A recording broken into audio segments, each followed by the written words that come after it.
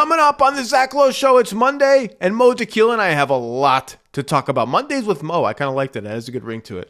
We're going to talk at the top of the West, Oklahoma City and Denver. Oh my God. They're playing like it's May. Is the whole season just a collision course between these two teams? We'll talk about how good they are, why they've been even better than expected, maybe at least in Denver's case. A lot of teams are going to have something to say about that Western Conference collision course, including the Houston Rockets, among others. And then the most interesting, really, I just don't remember a time when there were this many complete disasters at the same time. And by disaster, I don't mean like the 1-12 Wizards who are tanking or the 2-11 Nets who are tanking. Just beat the Wizards last night in the tank off. Or did they lose to the Wizards in the tank off? I don't know. I don't know how you classify that. I'm talking about teams that were ostensibly hoping to win games this year and are in such disarray that they are on the border or totally in disaster mode. Clippers, Mavericks, Pelicans, Grizzlies, Kangs. We're going to talk about all of them. And we're going to talk about some happy surprises. The Phoenix Suns in the West, the Toronto Raptors in the East, and the Hawks without Trey Young. They're kind of cooking a little bit. What's real? What's not real? It's all coming up on the Zach Lowe Show with Dakhil. You're listening to the Zach Lowe Show presented by FanDuel. FanDuel now displays your bets directly on your phone's lock screen.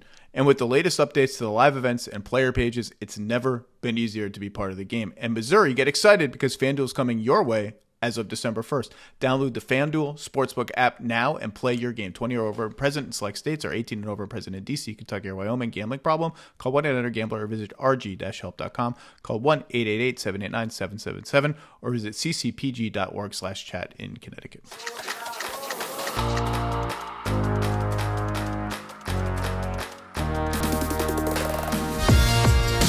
Welcome to the Zach Lowe Show. It's almost Thanksgiving. That means, Dakhil, we can start drawing some conclusions about what's happened in the NBA, and we're going to start in the Western Conference. But first of all, how are you, my friend? I'm doing great. I'm riding high off a nice weekend. A little bit rainy. Got soaked at the USC game. Fight on for all my Trojans out there. But we came away with a W. My Rams got a win yesterday. Ugly as hell, but got a W. So we're rolling in. And Zach, we couldn't ask for the games last night. It's unbelievable. It seems like absurd. Every night there's two crazy overtime games. Even the ones that didn't go to overtime. Harden gets the buzzer beater at almost cap an improbable Clippers comeback against Boston. Royce O'Neal with the heave that almost goes in to beat the Cacars on the road. Just incredible stuff. I want to start in the West because zooming out, I was in Minnesota all last week. I saw the Kings. I saw the Wolves. I just talked to people all week. I don't remember, and I'm not Bill Simmons. I haven't done the deep dive into this historically into the 1960s and 70s.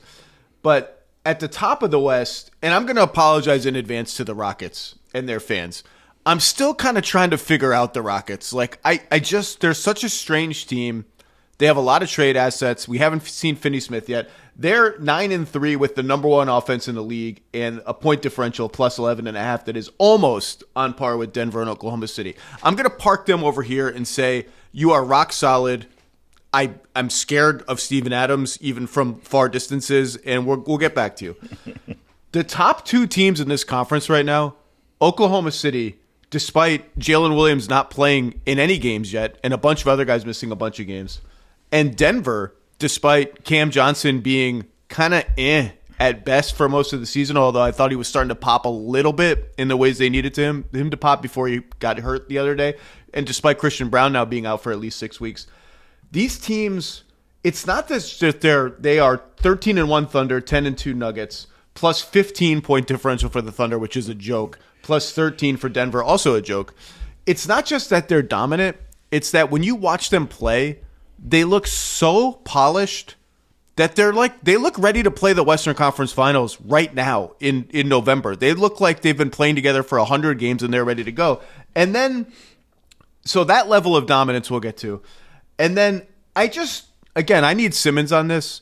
I don't remember any time, at least since I've been covering the NBA, that we have had this many complete unmitigated disasters at the same time among teams that ostensibly should be trying to win. Like, I'm not even including the Nets, who got off the schneid last night against the Wizards for their second win, the Wizards, who are 1-12, and Joe House texted us they had a players-only meeting. They have to be the worst team of all time to have a players-only meeting this early in the season, if ever. I'm not even including those teams. The Jazz are 5-8, they're above this. I'm including, these are the disasters in the West. Clippers, 4-9, disaster. Don't control their pick. Oklahoma City, raise your hand. Memphis, 4-10, disaster. John Morant just doesn't look so engaged on the floor, and also left Cleveland's game over the weekend with calf tightness. Mavericks, 4-10, disaster. Fired their GM. We covered it last week. Fake Anthony Davis trades galore. New Orleans Pelicans, disaster. Fired Willie Green over the weekend. About 10 days after I thought they were going to fire him. They've been a dead team walking for a long time now. Don't control their pick. Raise your hand. Atlanta Hawks. Sacramento Kings, 3-11. Absolute disaster. Do control their pick, as do the Mavs and the Grizz. 5 teams that ostensibly came into the season with some level of ambition that are in such disarray and look so just off that I just don't remember this many at the same time. But I want to start at the top. Let's give the good teams some love. Yep. Denver and Oklahoma City. I mean, am I blowing smoke, or do these teams just look like it's May and they're ready to go head-to-head in the conference finals? No, you're not blowing smoke. Like, when you just, first off, let's just start with Oklahoma City, that's not even fully healthy, doesn't have their second best player, or the way Chet is playing, and he's ascending to another level in what we've seen when he's on the floor. Like, there's no way to look at it other than this team is just head and shoulders above everybody in the way that they're playing. They roll right through. Everybody steps in. AJ Mitchell comes in. Most people didn't know him at the start of the season, have an understanding of who he is now. Like, it's just constant. Over and over again, they keep pulling guys. Their depth is unbelievable. They're winning games in a way where it's like they might have a bad first half.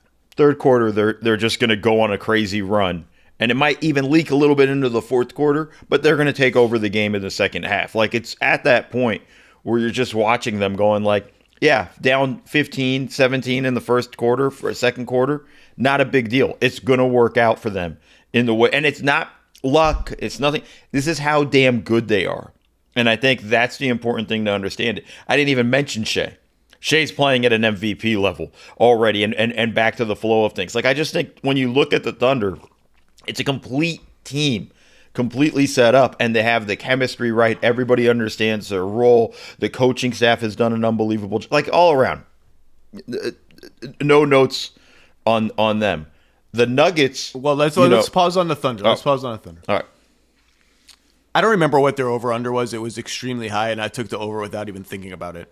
And I said they are more likely to win 70 games than they are to go under this number. I still am shocked that they're this dominant with the health. Like, Dort's missed games. Holmgren's missed games. Jalen Williams missed the entire season.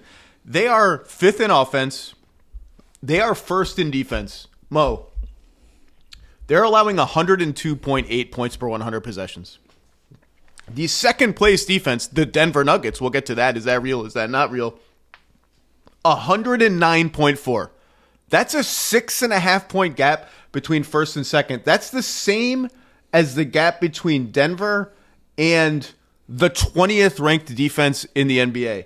They're so much better than everyone defensively that it's absolutely insane. And you want to say, well, they must be getting lucky with opponent three-point shooting. They do give up a lot of threes. They're 25th in opponent three-point percentage. Opponents are lighting them up from three, and they're still this far ahead of everyone defensively. They have a gear that they get to, and this happened against Golden State, and it happened against the Lakers, 2 home games in which they just walloped would-be usurpers of the throne at home in Oklahoma City. They have a gear they can get to defensively when you can see the other team just say, you know what, it's not happening for us tonight. I'm not going to say quit, but I'm going to say you could see Golden State, all our motion offense, our cutting, running around like, oh man, none of this stuff works. You know what? We got another game in a couple of days. Let's just pack it in, and unless we get randomly hot or they screw up, we're dead. I mean, this team is so dominant defensively. And the last thing I'll say, AJ Mitchell, you nailed it. I think this is real, and it's going to help them in the playoffs in the non-Shay minutes. And when he does play with Shay, it's yet another guard they can throw into these guard pick and rolls both ways. Shay is screener, right. Shay is ball handler. That just absolutely flummox teams. And the last thing I'll say on Shay is, we all know, mid-range maestro, MVP. My favorite Shay shot is he loves the dead zone along the baseline, like 17 feet away from the rim. He dribbles into that space. It's not just the classic elbow jumpers. He dribbles down into that dead zone where nobody goes. Defenses are like, what are you doing here? And he loves that shot. It feels like it's a 60% shot for him. It feels like it's almost his go-to shot. Anyway, I have no notes on the Thunder. They're unbelievable. But that's his spot, right? Like, teams need to understand that. Like, when you go back to the very first game of the season against Amen Thompson, I think it was end of regulation, or might have been the end of first overtime. Sorry, there have been so many overtimes this season. It's tough to keep track. But he gets to that spot, and that has to be the thing. Every team going up against him, that's his spot. And you can't let him get to it. And it's a spot nobody else really cares for. Like you said, it's kind of like a dead zone. That's the location you need to not let him get to so easily, because he got there very easily against Thompson and drills it, and then I think sent it to overtime. It's an unbelievable run with what you have. And then just looking at the way they play defensively, you're right, quit is not the right term, but it's deflating for any offense. We run our stuff. This is our stuff. This stuff always works. We're the Warriors. All our motion, all our cutting, all that stuff. Relocation threes for Steph, all that stuff. And it's just deflating when you're so used to that working on a nightly basis, and you turn around. And it's not just the Warriors; it's every team. But when you're done and you go through a possession, and this is where you're usually wide open, and they're right on you, it's just like, as a players, as staff, like, it's just deflating. I think that's really the way I look at it, in the term I use when I look at their defense. Just deflates the other team's offense. Chet, you mentioned 19 and 8 a game, 58% shooting, 68% on twos. Woo. Shout out Hartenstein, who's been unbelievable. 13, 11, and 3 assists, 69% shooting, A-plus defense. The whole team is just... And I was actually surprised. I looked this up this morning. I looked up their passing numbers. Their assist rate is 28th in the league, and their passes per game are actually down. They're never been a high pass team because of the way Shay plays. And they get a lot of transition buckets, which are one pass possessions off their turnovers, or zero pass possessions if it's just a pick six. Cason Wallace's nickname should be Pick Six. We should just call him Cason Pick Six Wallace. They've hit segments of games this season. Those numbers surprised me, because they've hit segments of games this season where the ball has been moving and it's been drive and kick, and they've been in a blender gear here and there, which I didn't see them get into as much last year. So I was surprised that their passes are actually down, but it's good to know that gear exists out there. Look, this was my pick to win the championship, to make the finals, like, not a tough pick. And it was barely my pick over the Denver Nuggets. Are you ready to talk Jokic and the Jokicets? Yeah, let's go. Second in offense, second in defense, 10 and 2 to start the season. I mean, there are just no words for Jokic. 29 points a game. He leads the league with 13 rebounds a game. He leads the league with 11 assists a game. He's shooting 67%. He's shooting 77% on twos. It's just absolutely ridiculous how easy it is for him. He had a play against the Clippers, disaster team number 3 or 4, I don't know, where he rebounded the ball and brought it up full speed, Zubac's behind him. And I've said this before, a Jokic defensive rebound when he's ahead of your center is the scariest moment in the NBA, because it is a guaranteed good shot for the Nuggets. And nobody stopped ball. And he just kept on dribbling. I don't know if you saw this play. He kept on dribbling, and he got to about the free throw line. And Derrick Jones Jr., airplane mode, who got hurt yesterday, we're going to talk about that. That could be devastating for the Clippers if that's out for a while. Stepped into the lane. Airplane mode can jump. And Jokic was already in the air.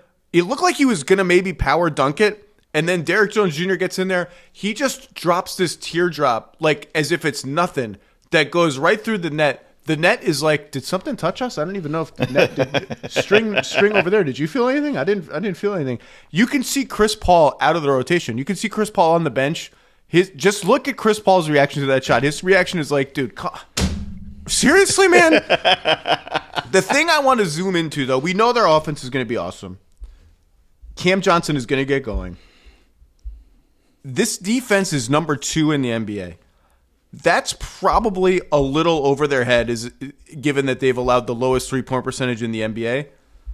But there's a lot that I like in the eye test on this defense, and this is even leaving separate. Like the non-Jokic minutes are so much better. That bench mob of Hardaway, Brown, Watson, Valanciunas with Murray, that lineup was starting to get into a rhythm. Now it's all scrambled because of the injuries, and Hardaway's going to start, and Watson started, etc.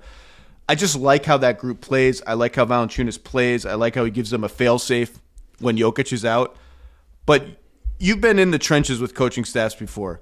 What are they doing on like if this is a top 10 defense, forget number 2. If this is a top 10 defense, this is a team that can beat anybody in the playoffs, including Oklahoma City. Is this real? How real is it?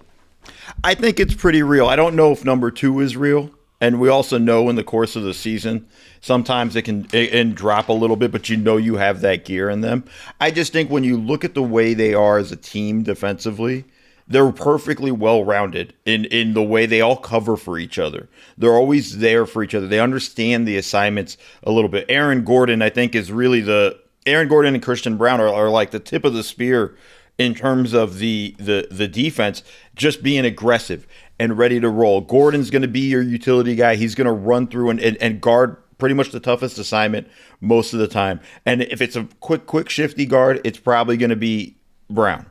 And I think you're going to have to... Or now Watson, who's going to have to start. Yeah, or Watson, right, with Brown out. So it's, I think they just have a lot of... They understand their rotations better than anybody else. Where they need to be, what they want to do, how they want to kind of attack it and get into zones. I just overall just love... It's part of defense is a mentality, and I think they all have it. Even Jamal Murray is competing defensively in ways we're not used to seeing. And I think there's an understanding where these guys going like, this is how we need to be a defensive team. And if they're making that shift to being a little bit more of a defensive orient, you have Jokic. Offense is going to be fine. He's the offense. You're fine. Focused on the defense and making sure everybody understands is on the same page in the right spots on their rotations, it makes a massive difference for this team. And I think that's why we're seeing them start this season as the number 2 defense in the league. What stood out to me is they're just a very smart defensive team. First of all, they play a lot of zone, and I think that fits their personnel pretty well. It protects Jokic and it protects Murray, and it leans into, like, even when they're in man or in zone, whatever you want, you watch all the players. They move on a string. They have a good sense of what you want to do. They sniff out when a cut is coming. They pass off assignments to each other seamlessly. They just know when to stunt, when to cover space. They know when to jump switch. And by jump switch, I mean someone drives on a pick and roll and has a lane to the basket. Corner defender comes in, takes him. Guy on the ball veers out to the corner. They just like big-to-big rotations between AG and Jokic are just on point. Zone leans into all of that, just sort of trading off assignments and trading off spaces. When they get stops, zone, one of my favorite things about zone for them and any other team is all the matchups are screwy. And so you might have somebody small on Jokic and then you're toast, or you're scrambling around trying to figure out your stuff, your assignments, and it helps their transition game. And even when they're playing man, sometimes their man is kind of a hybrid defense where Jokic is almost playing a one-man zone down by the rim. So against the Wolves, he would just sort of tag Jalen Clark, tag Jaden McDaniels. He'd be nominally guarding one of those guys with a wing on Naz Reid and Aaron Gordon or whoever on Julius Randle. And their IQ, like, they just cover space when and where it needs to be covered. And they don't, their shot diet allowed is like pretty good. They allow about an average number of threes, pretty few shots at the rim, a ton of mid-range jumpers. Their free throw rate is okay. They clean the defensive glass. Like, their IQ is just really, really solid. And I like this Spencer Jones kid who's getting minutes, by the way.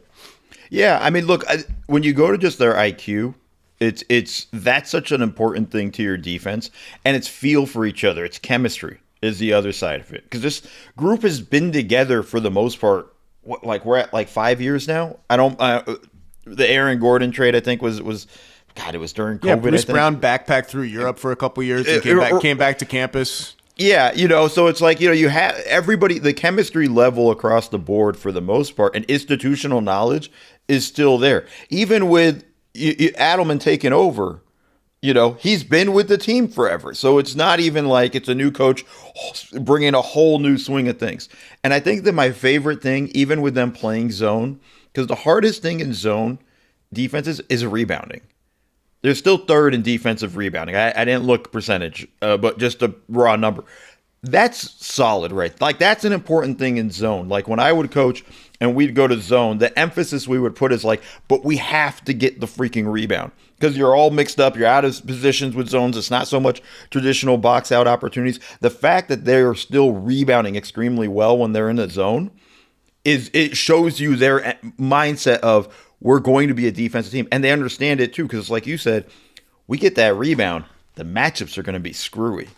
We might have a big on Jamal. Like, it might be an opportunity. We might be able to get a leak out for Aron. Like, there's going to be different things that we could have with everything that we get, just from our defense being rock solid and communicating and understand where we have to be at all times. I think two's too high. They're not going to finish with the second best defense in the NBA. And in fact, right now, there's like they're almost third. There's a bunch of teams bunched up there. They look like a top 10 defense to me. It looks legit to me. Even Jokic has been a little bit better around the basket than I remember him being. He's just so good at being big and getting his arm. They're an arms team. They're a team of arms. They have their arms out, and they have their arms in cutting lanes and passing lanes, and they just make you pause and not throw passes that you might want to throw. They're just very smart about all of that stuff. It looks real to me. And look, I said before the season, everyone's healthy, and that's never happens. I get that. We got 82 games to play, plus a bunch of playoff games, Knicks and injuries and all that stuff. Oklahoma City, Denver is the finals to me. And I've seen, again, with apologies to the Rockets, who I'm still kind of trying to comprehend, I have seen nothing to dissuade me from that. There's some other good teams in the West. Minnesota's good. The Lakers are good. Warriors are very good. These two teams are just, I was talking to a bunch of Minnesota people over last week, and I said it in the live show. Your biggest problem is that you're in the West, and these two teams above you are just so damn good. The level of play they have reached before Thanksgiving is extremely rare in the NBA. It's unfair. Like, good on these teams for having that, but it's we always talk continuity and all those things. All these two teams have it in that sense. They don't really have to kind of explore it. Like, again, Houston still has to figure out. You got to figure them out. I got to figure them out. So does the Rockets. Got to figure themselves out and figure out who they are. And the Van Vliet injury obviously threw a wrench and everything. I think all of these teams are trying to kind of understand who they are, or also how are we going to manage the season. We don't even know what the Lakers are without LeBron at this point. And I'm not saying that they get LeBron, they're going to be on that level. I don't think so. I think you're right. This is a collision course. Barring something unexpected, these two teams should meet in the conference finals. It should be another epic conference finals. We should have a lot of fun with this one, because I think it's just going to be a completely just slug it out type of playoff series. And I'm actually excited for the first time they match up. Like, I just think this season, I think they're going to understand that. I feel like, I don't know if the Thunder, they should be probably have the odds for every game. They're going to go in and be the favorites for every game. I can see the one game or two games that they wouldn't be the favorites is in Denver. And that will be minuscule. That'll be, like, whatever, half a point. I don't know gambling well enough, but like half a point or just a point. What's going to be funny is when they turn around and lose in New Orleans tonight after we talk about what a disaster the Pelicans are. Look, and collision course maybe. We'll see. Injuries are always there. Jokic plus 171 on the floor, minus 13 off. Valanciunas is only minus 2. So they're basically playing even in the non-Jokic minutes, which is a home run. I love the way Murray came into the season. Like, F all this talk. I want to make an all-star team. I want to put everything that happened last Canada, all of it behind me. Aaron Gordon, just what a career arc. Can't say it enough. Shooting 47% on three. Hardaway's been awesome. Cam Johnson, again, was starting to pop a little bit off the dribble. I think he'll get there. they are the riddle of how can you be an absolutely elite offense without taking any threes. They're 27th in threes. Answer 1 is have Jokic. Answer 2 is just be good at everything else. They shoot well. They don't turn the ball over. They get to the line. They get offensive rebounds. They're just good at everything, primarily because they have the best player in the NBA. And if you're anyone else in the West, you had to hope that by some fluke, one of them dropped to 4th.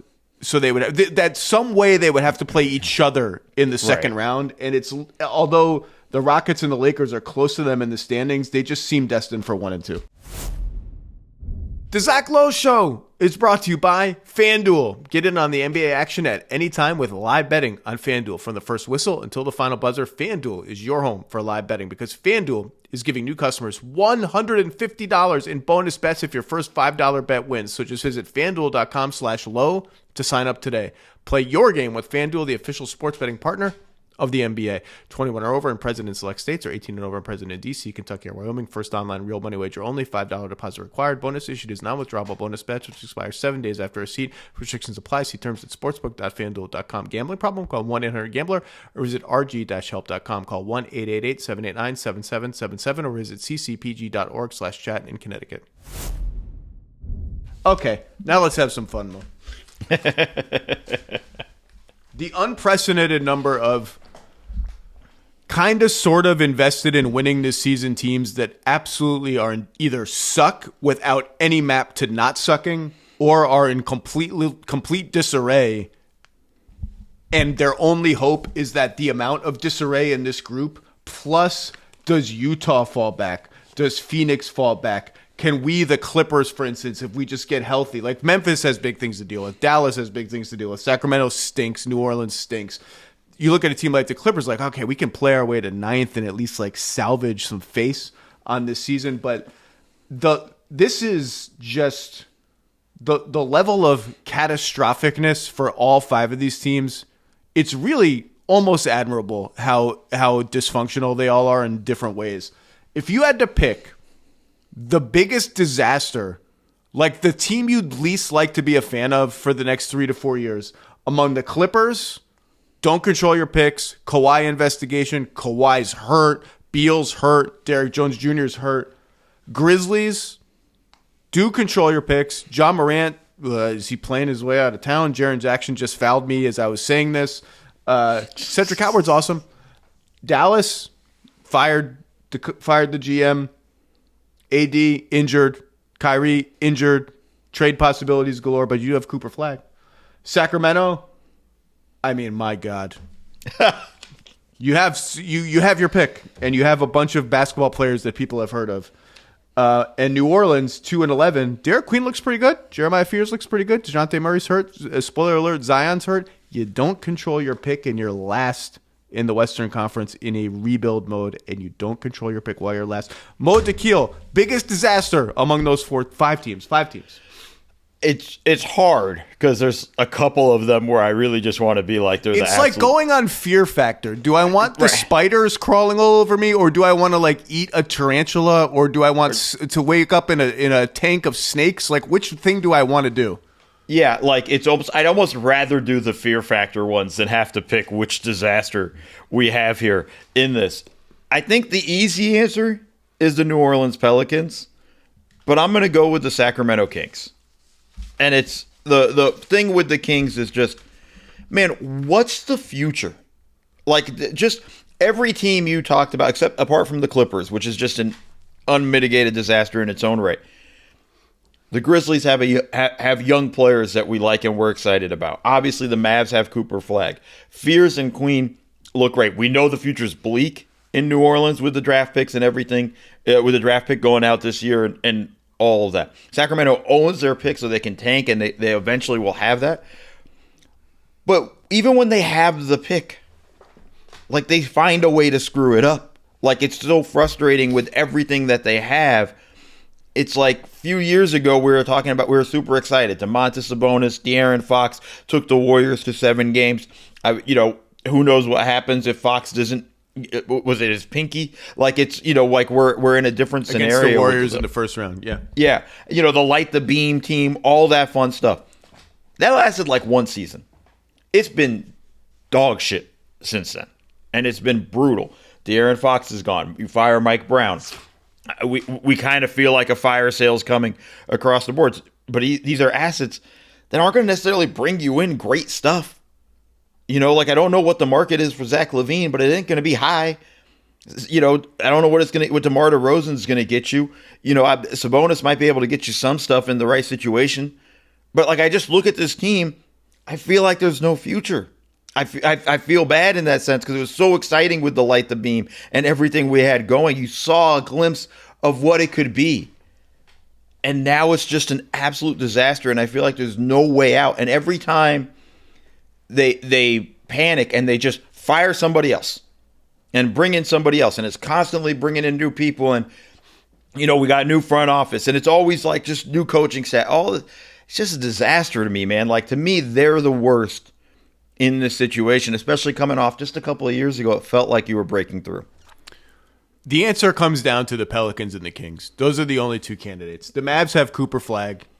That you get a lot of your sins forgiven when when the vision comes through as it did. You could make an argument that actually the Clippers should be lumped into this. I just think they're going to default their way into the play-in tournament and be a competent team, but they look awful and they have injury issues galore. Shocker mode, no clear timetable on Kawhi Leonard's return. Never could see that coming. But these two teams, the Kings are unwatchable. Unwatchable. I don't know how. This is nothing I haven't said before, including before the season when I called them the Hindenburg of the NBA and said they were headed for a disaster season. I'm going over under on 2.5 weeks before the Domantas Sabonis is unhappy with the Kings and wants out report comes out, or soft launch of that. I think they could get something for him. I've done the fake Sabonis trades before, but I don't like some of the teams that are good fake Sabonis places. I pitched Phoenix once. They're 8-6. They're one of the feel-good stories of the season. They have 9 centers. Portland just drafted a center, doesn't play. He's in the G League, but they are frisky 6-7. We'll see. And I've already also said Bulls and Kings should be banned from trading with each other. I don't want Vucevic in Sacramento. There should be a ban.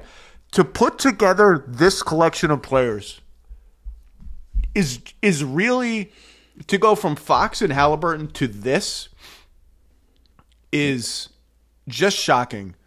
I have no idea what Doug Christie is as a coach, or if he has any hold over this roster.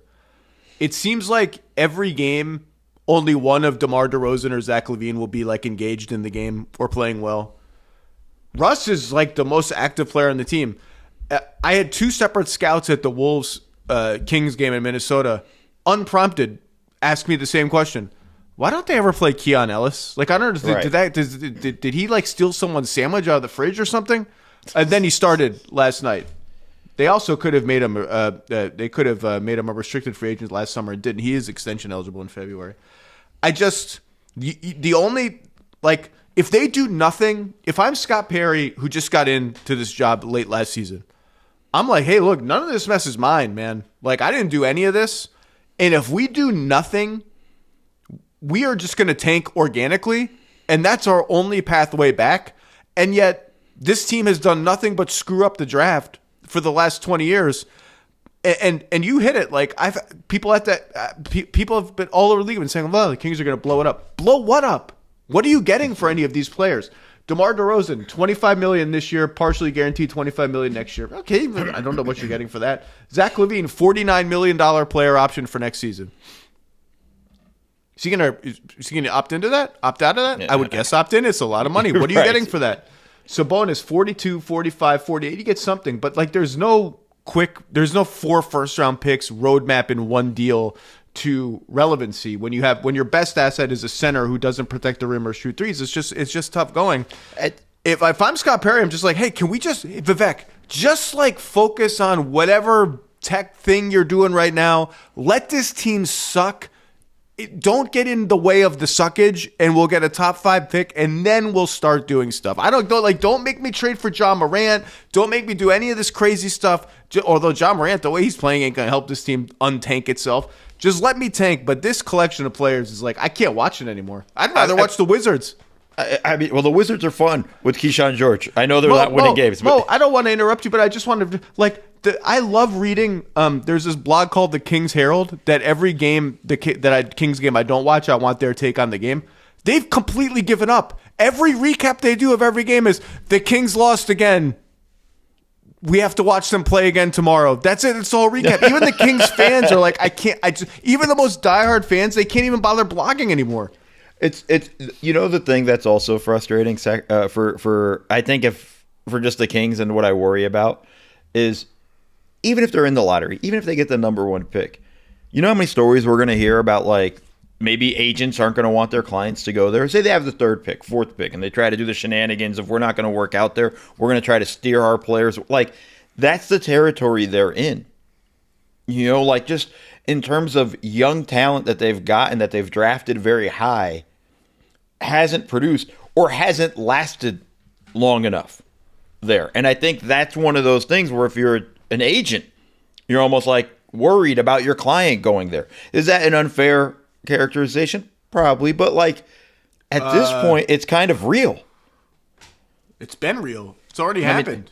Yeah, over and over again. Like, this is the problem, right? You just mentioned Keon Ellis. He's a dog. He can play. They don't play him. They traded Davion Mitchell, like all of that stuff. Like, there's just so much stuff, and that's why for me it's like New Orleans at least has some young talent that I'm excited about. Kings are 25th in offense, 25th in defense. They have played the toughest schedule in the league, and they have games coming up against the Grizzlies, the Jazz, and the Pacers, the remains of the Pacers. So perhaps they will squeak out a win or two. I just don't know. I don't know what else to say. They don't have a lot of future draft assets coming in. They have a couple 2031 picks, one of which is a Minnesota pick that could be good. The Spurs get to swap picks with them in 2031, which is bad. They get the Spurs pick in 2027 if it's 1-16, which it ain't gonna be. So yeah, at what point does Vivek Ranadive just look in the mirror and say, Mo, I've been here a while now. Like, this isn't, like, maybe I'm just not good at this. It seems to go badly pretty much all the time. At what point do I just stay out? Just stay out. You're asking a billionaire to have self-awareness. New Orleans, I don't know what to say. Willie Green's out. Fine, whatever. Everyone knew that was coming. James Borrego is the head coach. Fine, everybody knew that was coming. They're 2-11. Their next two games against Oklahoma City and Denver, probably going to be 2-13. And their pick goes to the Hawks. And Derek Queen's good. I like Derek Queen. He's playing a lot of center. I don't know how he fits with Zion. Does it even matter how he fits with Zion? Is Zion ever going to play 50 games in a season again? DeJounte Murray's hurt. I just don't even know what to do. I actually started thinking last night, Mo, this is how bad the Clippers have looked. And now I want to turn to them unless you have Pelicans insights. I like Derek Queen a lot. I like Derek. You know what? I like Derek Queen. I like his spirit. He talks a lot of trash. He's got a good spirit about him. I like him. He's not competitive. He's not worth like what looks like a guaranteed top 5 pick in this draft, but and Asa Newell. On the Clippers, I actually started thinking last night as I watched them lose to the Celtics and Derek Jones Jr., who was making enough threes to be like a semi-viable 3-and-D option for them. It's something they badly need. I started thinking about James Harden trades and Kawhi Leonard trades. And then I remembered, hey, Kawhi Leonard's always hurt and is under investigation from the NBA. B, the Clippers don't control their pick, so they can't tank. And I don't even know what deal. I tried to make a James Harden to the Rockets deal. I tried to make a James Harden to the Bucks deal. Like, I tried, and I was like, oh, wait a second. They don't control their pick. I don't know. Pick a team. Which one of these teams you want to talk about? I think the Clippers are more interesting because they have more at stake. But if they're 4-9, the Jazz are 5-8. The Blazers are 6-7. The Suns, who we're going to get to, are 8-6. The Clippers are 11th. They can look at the standings and be like, well, everyone below us is fucked. And at least one team above us is going to fall back. We'll make the play-in. I guess that's okay. They can't tank, and Ballmer doesn't want to tank. But the injuries are piling up. And the team, I've talked about it before, they're just slow and old, and their defense is absolutely atrocious. And it's pretty damn dispiriting to be a Clippers fan right now, I would say. One of my closest friends is a Clipper fan. And let me just tell you, he's talked more about the Portland Trailblazers in our group chat than the Clippers. Like, it's been a tough run for Clipper fandom with everything that's going on just on the court. We don't even need to talk about the off-the-court stuff. When you look at the way this team is playing, because it looks so lifeless. And slow is a great way to kind of look at it in the sense of like it's just the movement is slow. CP's not even playing. Dude, they I'm lose pumped Beal. to see. I'm pumped to see Kobe Sanders in some of these games. Like, give me a young guy. Give me some Jordan Miller. Throw him in. Like, I'm pumped to see those guys play. And that's what I really kind of want to point out, though, because when they made the trade for Paul George and all the picks that went out, they had made a point. I remember it in my head saying, like, this is going to be, we have to do a good job developing young guys. We got to find guys in the G League, all of that stuff. None of that has come to fruition, except for very few guys here and there because they don't get minutes on the court. Zubac is their biggest win in terms of development. But really, like, we had that little run with Terrence Mann. A gift from the Lakers, by the way. A gift. Oh, loved Mike Muscala. Gift from the Lakers. They called to make the trade. The Lakers called the Clippers to make the trade. That was just so everybody understands that when Zach says it's a gift, it was just an absolute gift wrapping. But when you look at they just haven't developed young guys. They haven't had the mentality of like, we're going to develop young guys in the regular season so we can get going. The minutes have been there. Kawhi doesn't play most nights. Like, it's, over the past few years and everything, you can give Harden nights off and things like that. The minutes have been there to try to develop these guys. They just never do. And I think that's a failure for them. The trade, I don't kill them for the trade. I kill them for afterwards, them not standing by. We need to be a development program. And we need to make sure we develop young talent. They just didn't do it. Let's talk about a different trade then.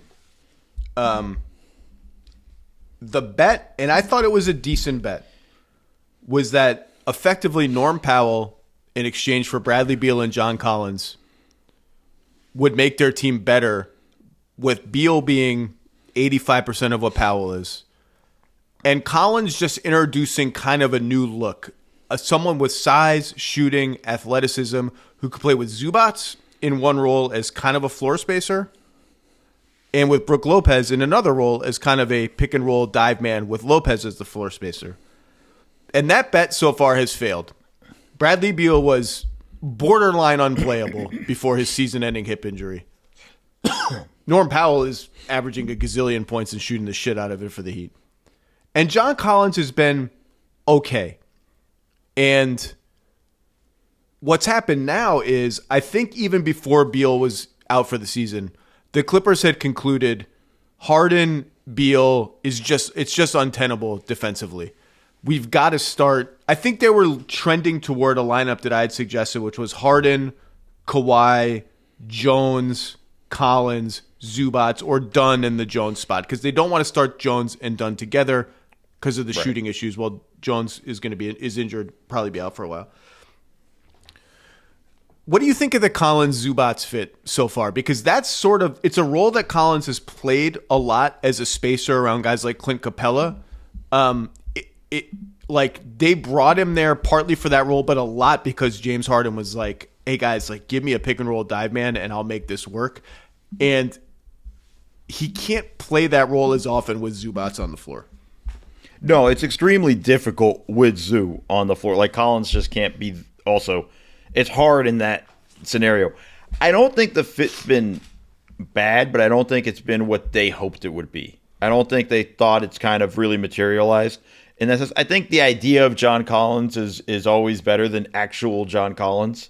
The whole idea of like, we need to get our own Aaron Gordon, after that trade. And let me just tell you, it's a great comp actually in terms of like how it doesn't quite work.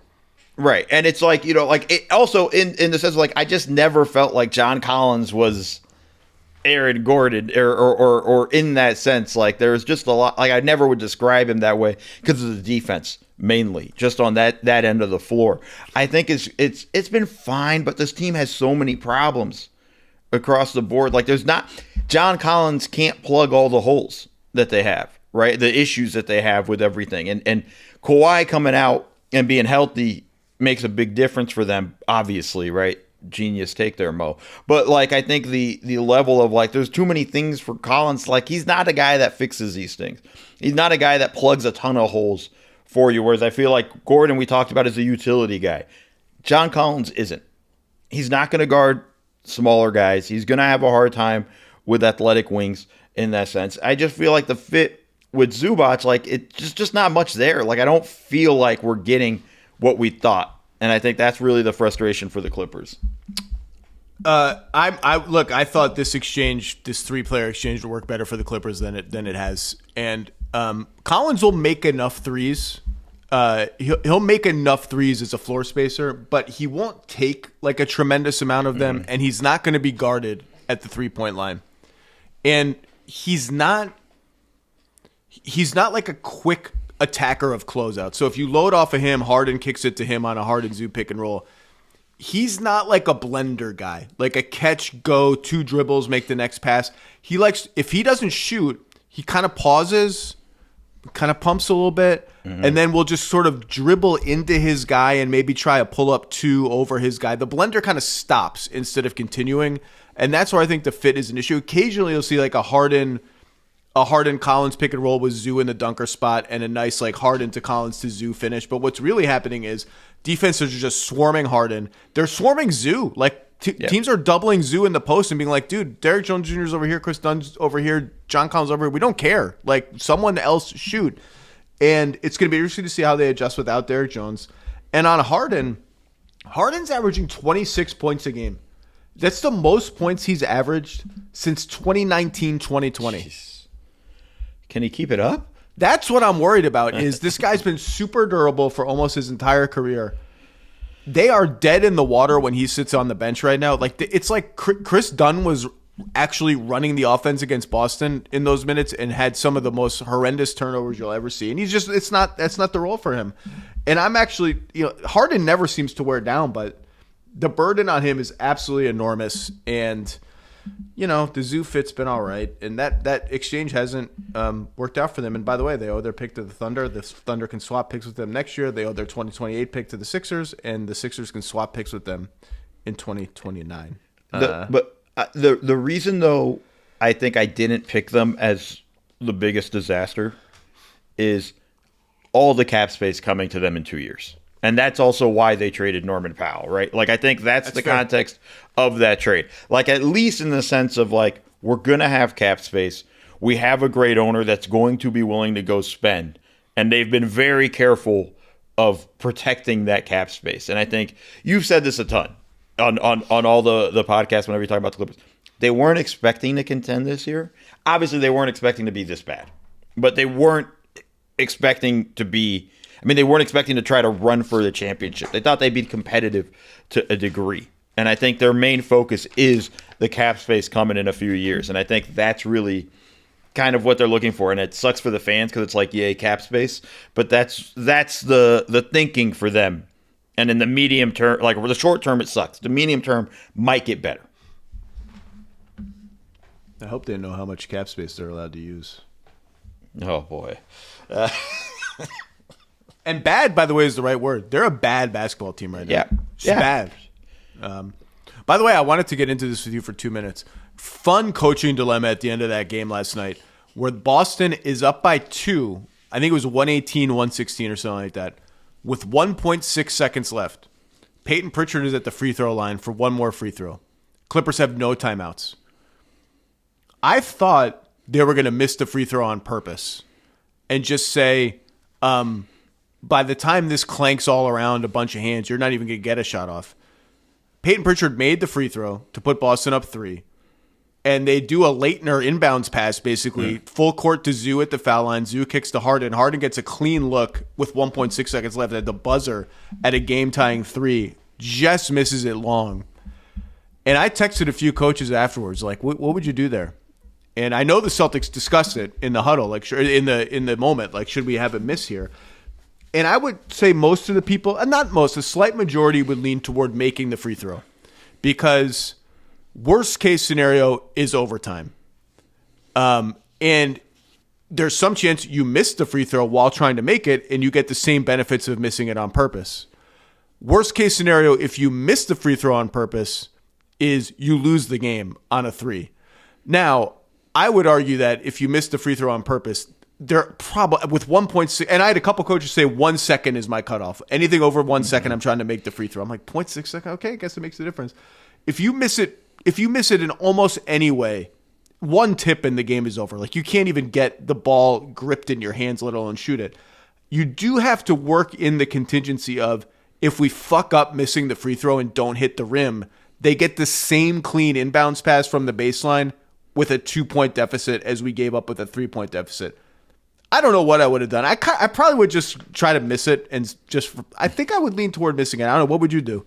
Well, your risk aversion is higher than mine, because I'm just making it. Because like you're calculating, probably right. It's probably but you're calculating, like, and you're not wrong, right? And more times out of not, you're going to be fine. You're going to miss it. Ball's going to get batted around. They're not even going to get a shot, not even a chance to heave it, right? Like, there's going to be that scenario. But there are going to be moments where they're going to get the rebound clean for whatever reason. And then you've just put yourself at risk to lose the game. My problem with the end of this game, and it's actually, it is, you don't guard the inbounder after you make the free throw. Like, this is the Christian Laettner play all over again, in the sense of, like, make the passer have to work. And that's the thing that frustrates me and all that stuff. And this almost exact scenario, more time, almost played out in the Hawks-Phoenix game. Oh my God. It was 3 seconds, so there was more time. The Hawks conceded the rebound. Like, they didn't fight for a contest for that rebound when you go back and watch it. And it almost, I mean, like, I watched it, I was tired. I didn't want a double over. I didn't want more. I was tapped out. I was exhausted. I was ready to kind of just do some light work to prepare for the podcast and then go to bed. And I mean, this shot goes in the air. I'm like, God damn, he might actually make this. So 3 seconds is different than 1.6, obviously. But I think there's an element of just like, worst case scenario, the only thing we get is overtime. And I think that's an important thing that you have to kind of watch for with that scenario you're talking about. And I think that's why I lean towards making it. You know what, Mo? What did Nico Harrison say when they won the lottery? Fortune favors the bold. Fortune favors the bold. 1.6 seconds left. Fuck it. I'm missing the free throw. I'm trusting you to miss the free throw. No one's getting a shot. I actually would like a study of what percentage of intentionally missed free throws are missed improperly in a way that the clock doesn't move, like he just hit backboard or all air and no rim, because that might sway my. That's what. Okay, briefly on these other two disasters we haven't talked about. Dallas, I talked at length last week on a podcast. You can listen to all my fake Anthony Davis trades on last week's Zach Lowe show with Kyle Mann. I talked about the Clippers. I talked about Milwaukee. I talked about Toronto. They're good. We're going to talk about them. I talked about Miami, Detroit, Houston. I hated the Detroit fit. Talked about Chicago, which may be like my internal mental clubhouse leader trade now. Two teams I didn't talk about that were thrown at me as suggestions, Mo. A couple people suggested the Knicks with Towns going out. And I'm just like, I don't, like, the Knicks are good. AD's hurt all the time. I get that Towns is going to be due a big contract. So is AD. It's not worth the risk to me. And Phoenix, I totally forgot to mention as just can you talk them into a win now trade with the Booker Davis connection? It's interesting. They don't have draft picks really, and they do have a lot of centers. I should have thought harder about them. Someone threw this to me today, Mo. Who says no, to use a Simmonsism? Kyrie Irving for Jalen Green. Wow, that's actually a pretty good one. That's definitely phone calls, meetings being had with all that. Jalen Green has 33 this year, 36, and then a player option for 36. So maybe he takes it, maybe he doesn't. Probably takes it. I don't know. Who knows? Your hope is that he plays his way out of that, but I think the challenge. I think Dallas just says no. Kyrie has 36 this year, injured for at least part of the year. 39 next year, player option 42. The argument for Dallas is, well, we're not trying this year. Kyrie's hurt. We get younger. We take a shot. The argument for Phoenix is we have to kind of try as long as Booker is here. We've been playing okay without Jalen Green anyway. Kyrie's a legit point guard who kind of fits the age time too. I think initially I was like, don't throw this at me. And when it got thrown at me, I was like, you know what? That's not bad. It's not bad. Do you want to talk about some happy teams now? Or do you have anything to say about Memphis, who is 4-10, and has some winnable games coming up to try to right the ship, but it just seems like something in the water is tainted over there. Yeah, it's. I'll just be real brief. I like Coward. I like that was a good pickup. I think the move was great. Obviously, the situation with Ja has become. It's not untenable, but we're heading there, and I think that's kind of the situation. So it's like I just don't know where we're going to go with that. And for the love of God, can Jaren Jackson Jr. just stop fouling? I will say with Ja, teams that are watching Ja, and I talked to one of them over the weekend, they are throwing his current level of play into the trash and just say, this looks to us like a guy who wants out, and we're going to judge him more by his long-term track record, whatever that is, given his games played issues over the last few years, than this. But, I mean, he's averaging 18 a game, 36% shooting, 17% on threes, and just looks disengaged for half of every game on both ends of the floor. Do they not? My question, I guess, to these teams, and I understand what this is a I want out situation, but did they not also factor into like, cool, well, if he's unhappy here, this is what we're going to get? If it doesn't work, is this what there's an element of just like, I can fix him sort of thing that like every team feels like they have sometimes. And I worry about that depending on how much you're going to give up and all that stuff. Because, yeah, at Ja level, like, yeah, that's awesome. Great, helps every team. But we also haven't seen that guy in 3 years, it feels like. Well, also, if you're trading for him, you're not a team that has a strong infrastructure bringing him in. You're a team like I already have joked, like I'm pre-ordering my Kings Ja Morant jersey. You're that kind of team. I will say Ja, career high in assists per 36 minutes. Worth noting. Like, it's not total disengagement. Okay, let's talk about a couple happy surprise teams. You get to pick which one we talk about first. In the East, the Toronto Raptors, 8-5. They are 6th in offense, one of the more improbable early season statistics I can remember. 13th in defense, 7th in net rating. Scotty Barnes playing a splendid brand of all-around basketball. The Phoenix Suns, 8-6, with the worst strength of schedule in the NBA and some toughies coming up. But 9th in offense, 12th in defense, 11th in net rating, even despite blowing a huge lead against the Hawks last night in the thriller. Which one do you want to start with? I'm going to talk about some happy tunes now. Yeah, I want to talk, because I haven't had a chance to talk happily about this team for a while. I want to talk about the Toronto Raptors. All right, baby. T-Dot. I love it. I love the way they're playing offensively. I had a lot of concerns that going into this season, right? I was very negative on the Raptors going into the year, just thinking like, how's the offense going to work? I'm not a big Emmanuel Quickley fan. The ball's going to stick with a lot of guys. Like, I'm not very confident in all this stuff. You gave Brandon Ingram this massive contract before even seeing him play right after the trade. Like, you have all this stuff. I love Scotty Barnes, but I haven't really seen him kind of – he's taken leaps, but not like the leap that we kind of want to see, that we're dying for. I love this team. I love the way they play offense. I think it's a lot of fun. One of the fastest teams out there. I think they're plus 10 in transition, against their opponents. Like, I enjoy the pace in which they play. I love the speed of their half-court offense, right? It's not even just transition, but they get into their stuff quickly. They're running and they're cutting and they're moving off of all of those, the actions that they're running with all that stuff. I got to give credit to the coaching staff. I thought they've done a great job. Like, and then we have, I know I'm going long, but then we have guys like Jamal Shed, who I'm absolutely, I get excited when he's in the game. I'm just sitting there going like, let's go, Jamal. Who doesn't get excited? The point guard on the other team. Get like, this guy's going to guard me 94. Oh, this is so annoying. It's already cold outside. I got to have this guy guarding me 94 feet. Darko Rajakovic, early season coach of the year candidate for how this team is playing. They look like a team. Every year there's one or two teams like this, Mo, where there's this feedback loop of, all right, we all got to buy into playing a little bit differently. a little bit out of our comfort zones. Maybe we have some reservations about that. Maybe we don't.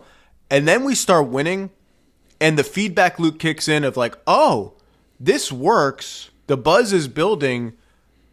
All boats are lifted by winning. I'm going to lean even more into playing this way.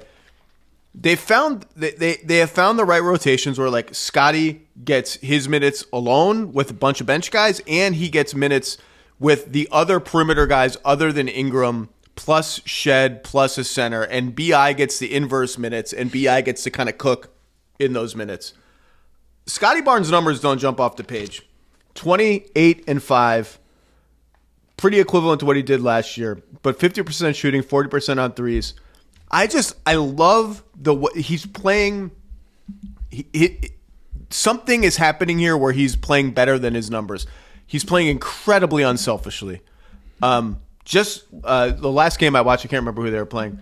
They were playing Indiana. Well, so whatever. Brandon Ingram was posting up Andrew Nembhard, and Scotty entered the ball to him, and Brandon Ingram drew some help, kicked it right back to Scotty. Scotty had an open three, and Scotty was like, you know what? No, I'm going to give it back to you. He's throwing extra passes around the perimeter. He's active in the dunker spot underneath Pirtle pick and rolls, cutting and skulking around there, and he's defending his ass off. This whole team is flying around on defense. They're completely bought in. They're making teams go late into the clock by running them up the three-point line. Scotty Barnes is guarding the Siakam, Giannis types. Like, that's his job. Quickly has sort of stabilized and hit a hot streak right now. Barrett's been great the whole season. And they just you never know who among their backup guards, whether it's Grady Dick or Jacoby Walter, Agbaji's been out for a bit, is going to contribute. But they seem to just get enough minutes out of them. I like Murray Boyles, but they are something. First of all, they played a very tough schedule. They've played only 4 home games, 9 road games. Here are their next games: Charlotte, Philadelphia, Washington, Brooklyn, Cleveland, who they've already beaten twice, once with most of the B team, Cleveland B team, Indiana, Charlotte. Like, this team could be, I don't know, do the math, like 13-7 after 20 games. Something interesting is happening here. This is working. This is a real thing. They found stuff. Like, this is finally, like, I felt like the past few years they've been kind of rudderless. This is like, all right, we found our rudder. We know which path we're going. We're rolling. One other guy we didn't even talk about, Mamu. Oh my God, Mamu! I'm glad you brought him up. Mamu has been. Look, I haven't done the research on this. I'm just going to let it fly, Mo. Mamu has been bang for the buck. Maybe the best value free agency signing of the entire offseason. I mean, best value, like low value, low dollar value. He has completely changed their team. Yeah, no, I mean, they're bringing guys off the bench that you're like, yo, this dude can play. This dude can play. You mentioned Murray Boyles. There was a play in the Indiana game. It was in the second quarter. It didn't result in a bucket, but it was, he came off the short roll, threw a one-handed pass to the corner to Mamu. Mamu pump fake, 2 dribbles, got to the rim, and missed a contested layup. But the pass itself from Murray Boyles, this is the nerd I am. Like, I saw that, and then I rewound it and watched it 4 more times because it was just catch one hand perfectly placed. It was the way you're seeing these things from these guys. Like, there's a lot of talent there. Grady Dick's been a lot of fun. They're getting out in transition. They're understanding, too, like, we want to run. He's leaking out. He's the perfect kind of player for that leak out, kick ahead pass, all of those things that we have. It's just the most important thing about it. It's pleasing to watch. They're busting their ass on defense. They're playing so incredibly hard on defense. Quickly's not shooting the 3-ball. He's struggling in the past few games shooting the 3-ball. He's shooting 37% for the year, but past few games a little bit off. That's going to come up. They're going to have fines. I'm not a huge Quickly guy again, but like, you can see the way it works. You can see him trying to run offense more, which I appreciate. I love everything they have going.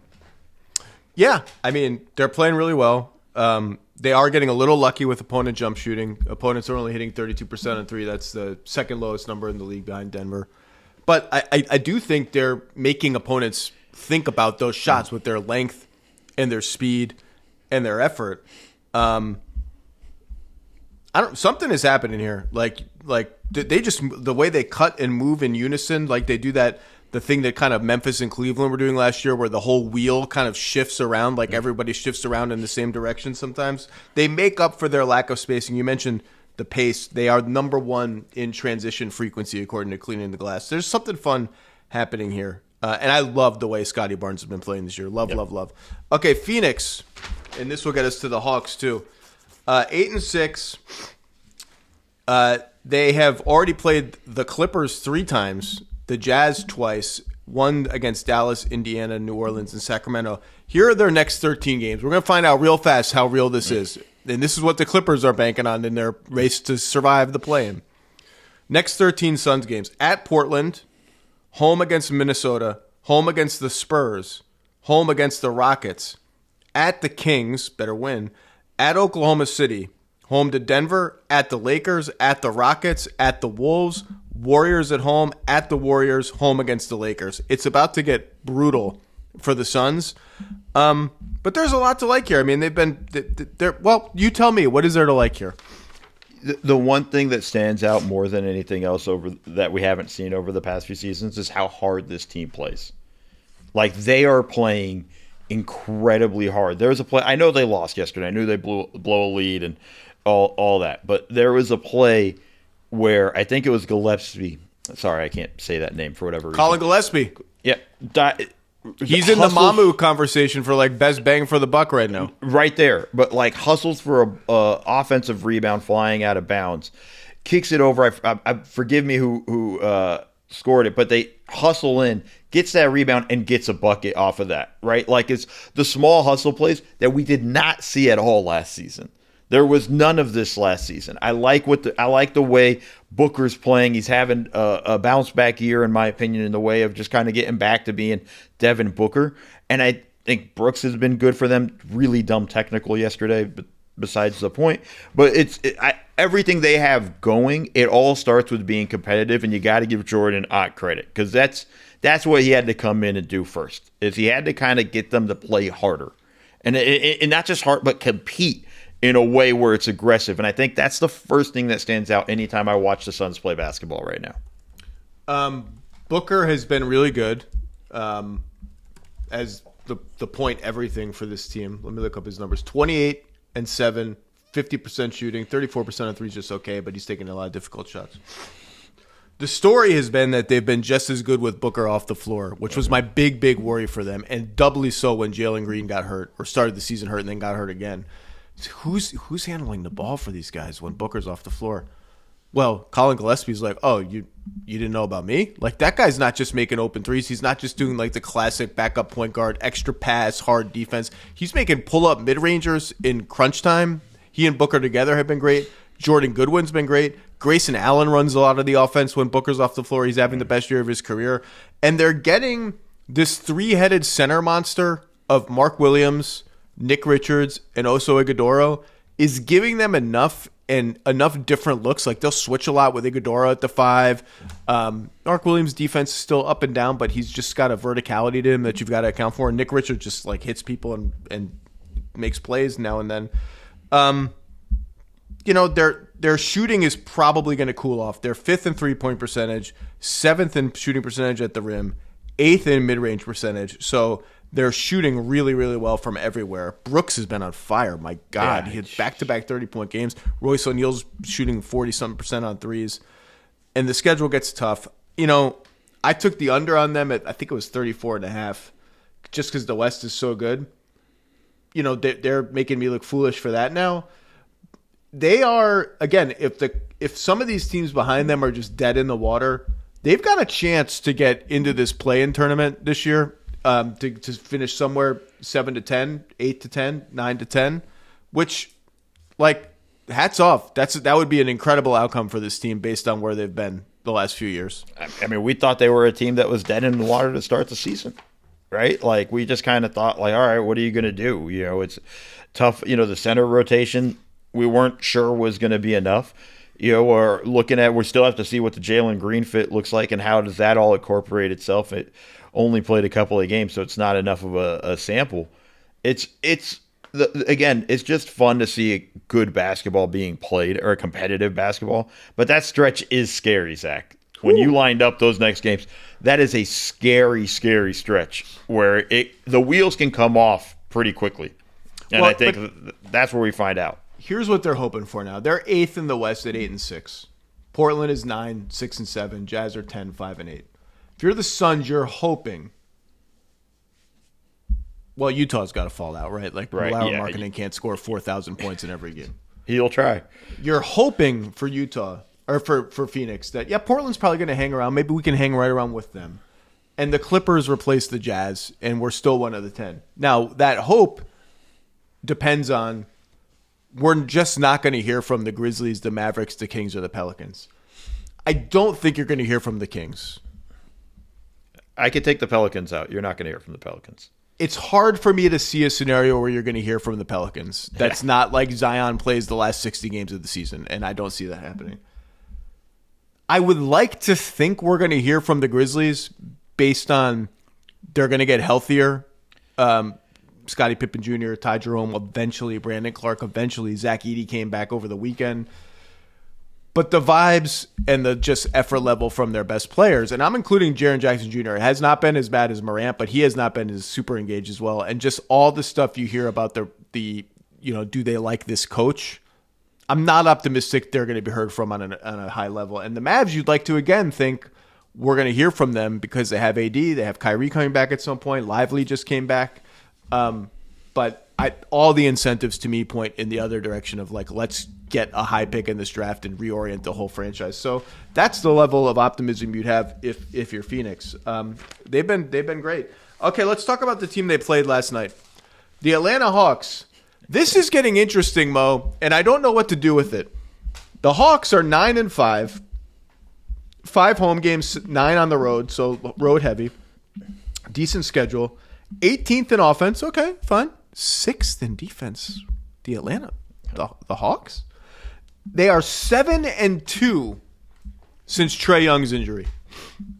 They have the 11th best offense in that span and the 4th best defense. Here are their 9 games to let everyone know, like, how real is this? Like, is this a real thing? And what does it mean if it's real? That's the interesting part to me. Beat the Pacers on the road. Fine. At Cleveland, loss. Beat the Magic at home. Magic had everybody.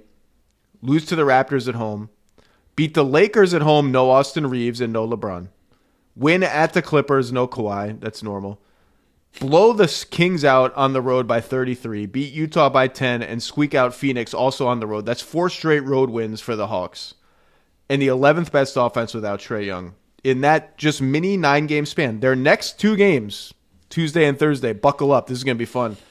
Home to the Pistons. Detroit fans, I know. Why are you not talking about us in happy surprises? Because I ain't that surprised. I'm not that surprised, but we're going to get to you. Like, you've had a bunch of injuries. Like, I've talked a bunch about Jalen Duren being unbelievable and Beef Stew and Ron Holland. We'll get there. And then at the Spurs on Thursday. What can we take away so far from this stretch? Like, what should the read be? Should the read be they don't need Trey Young. They need to move on from Trey Young. They should move on from Trey Young. Or should the read actually be, I talked about the feedback loop teams, right? Like the teams that just the buy-in happens. Should the read be, he's watching this. Our ceiling without Trey Young or trading Trey Young for youth and picks is not very high. Like, we can be a solid team, frisky team. But if there's any world, whether it's which part of the multiverse it is where we can reintegrate Trey Young, who's bought in. And I'm not talking about Trey Young becomes Marcus Smart on defense. I'm just talking about he tries, he moves off the ball a little bit more, he sets more screens, he buys into the equal opportunity stuff that's happening here, the passing, the cutting, the movement. Our ceiling can get pretty goddamn interesting. Where do you land on this?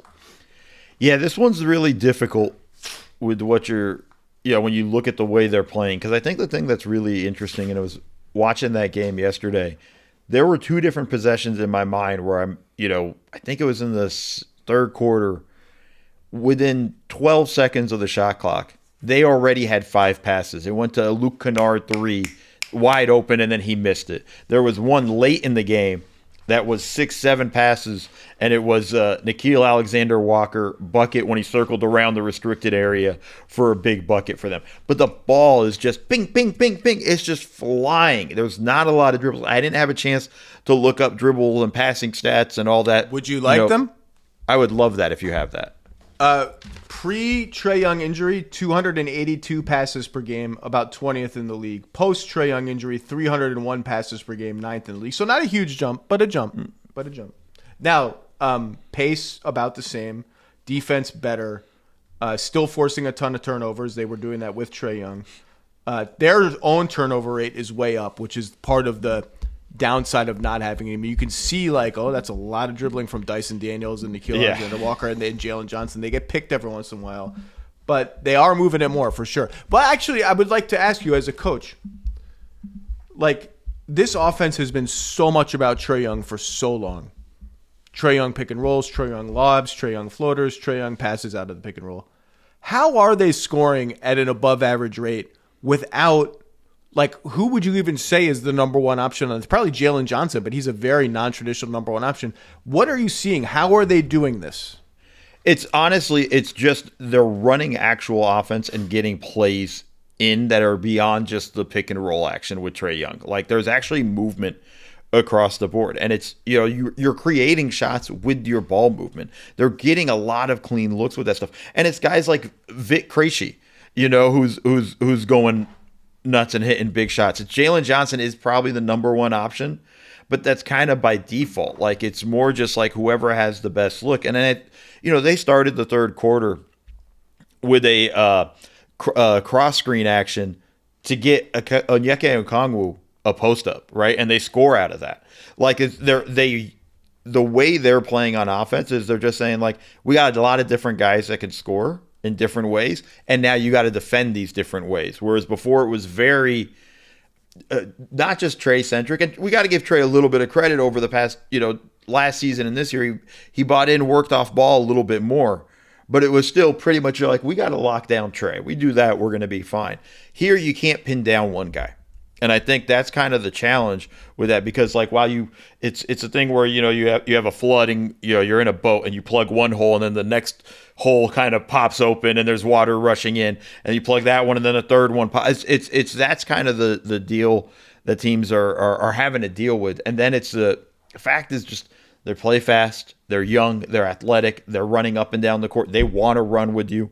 They want to fly up and down the court. I think there's a lot of that stuff there. I think that's the beauty with what you get with the Hawks right now without Young, is just there's not one guy you can focus on. And it's challenging in that sense sometimes, because now it's this guy can hurt us and this guy can hurt us and this guy can, with his Dyson Daniels with cutting and his movement can be a problem for teams. There's just so many different ways. It's not absolutely amazing, and I do worry without Trey Young in crunch time. I think that's where you're really going to miss Trey. But I think there's stuff here offensively that I like where they're going. I just think they're difficult to guard because you kind of can't pin one guy down. Yeah, the best way I would describe it is that they exchange places and the ball a lot. There's a lot of handoffs, pitches, place exchanges off the ball. Guys are just moving a lot. And the reason it works is because everyone is pretty fast and pretty athletic. And you look at this Hawks team, and they're pretty switchy on defense, but you would then also say, we can probably switch against them on offense and just sort of clog everything up. And it doesn't work because here comes a handoff and a slip screen. Here comes a handoff, a fake screen, and a backdoor cut. They're just moving in unpredictable ways, coming together, bursting apart. And then all of a sudden, you do switch yourself into a matchup that Jalen Johnson can exploit, or Onyeka Okongwu can exploit, or Kristaps Porzingis, when he plays, can exploit at the high post. And Dyson Daniels can back cut, or Dyson Daniels on pick and rolls. He and Jalen Johnson will set one screen for him at the foul line, so low that if you go under it, Dyson Daniels is at the rim.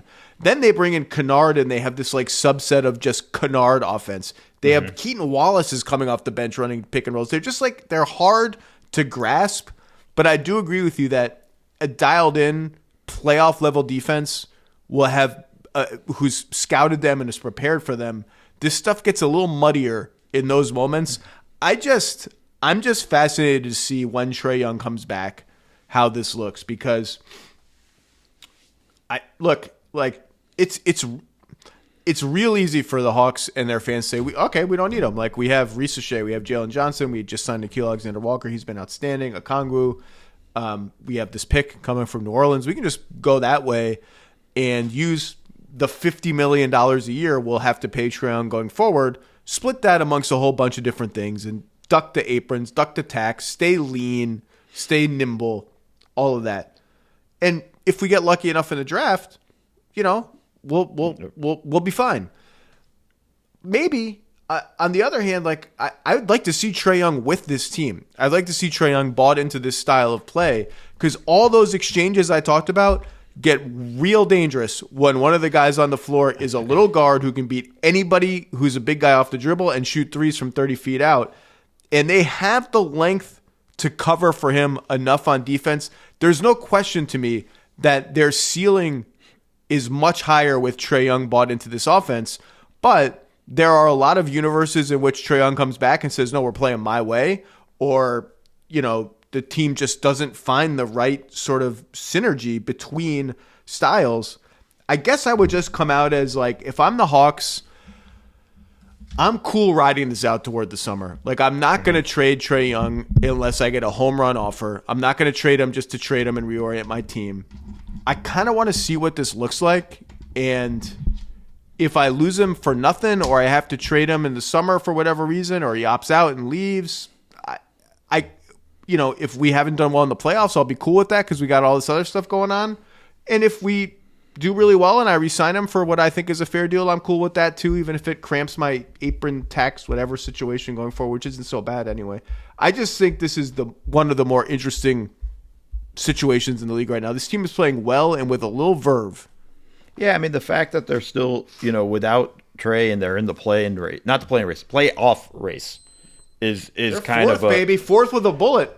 I mean, it was easy to kind of just say, like, and I know the schedule, the past few games, not the most amazing, but it was easy to just kind of look at them going like, all right, they're going to drop off a little bit. I thought if they just played 500 ball, they'd be in a great situation, and they've gone well past that at this point. Like, I think that's the thing you're looking at if you're the Hawks, and I think that's you're right on in the sense of like, let's just play it out, see what happens here, and we'll figure it out in the offseason because not a lot on the line for them in that sense. The young guys are playing great. Jalen Johnson is really kind of developing into a great ball player. Dyson Daniels been fun. Like I like what they have in that sense, and we haven't even mentioned they probably have a top 5 pick coming. Trey's watching all this, very enthusiastic on the bench. You saw him last night. I think he was wearing a Mookie Blaylock jersey. I couldn't remember whose jersey it was. I think so. Running up and down on the sideline, cheering people on. I mean, I hope he's watching and just says, it's not a sea change for him. Like, you can still run 30 pick and rolls a game like Nickeil Alexander-Walker is doing. Or maybe you don't run 70 anymore, but per 100 possessions, but you run 30. And he's already done things like started to throw hit-ahead passes a lot more the last couple of years. I've talked ad nauseum about how he set more off-ball screens last year than I think all prior seasons in his career put together. Just lean more into all of that stuff and just do enough on defense to like try. And that's their ceiling. And again, there might be a 10% chance that all those variables flip the right way. I don't know, whatever chance it is, right? Because other things could happen. Someone could get injured. Trey Young could not buy in. Trey Young's return could, complicate life for Jalen Johnson. Whatever it is, there's a whole bunch of scenarios where this doesn't hit like that. If it all hits, if all the dominoes fall over, their ceiling is pretty freaking high, and high enough that if I'm the Knicks or the Cavs, I'm like, man, I hope that doesn't work because they're a little bit scary. Yeah, you got to be aware of it. That's all it is, and it comes down to it's the biggest thing right now is it's going to come down to Trey, and how does he respond when he comes back to what he's seen so far. Mo Dakhil, any parting thoughts here? We covered a lot. I just got it. We started it from the beginning. These games have been phenomenal. Like, we've had so many close games, night in, night out, multiple nights. Last night, a couple games go down to the wire, 2 overtime games, 1 double overtime game. Like, it's just constantly it's hard to keep up, Zach, to be honest with you, like with how great these games have been. And I love everything we've gotten so far from the league. I'm fired up this early in the year with everything we have, and got more to go. Where can we find you, Mo? Hit us with some promotion. Yeah, going to be on NBA TV on Sunday with Zach Harper and Alexis Morgan on the Association Weekend Edition.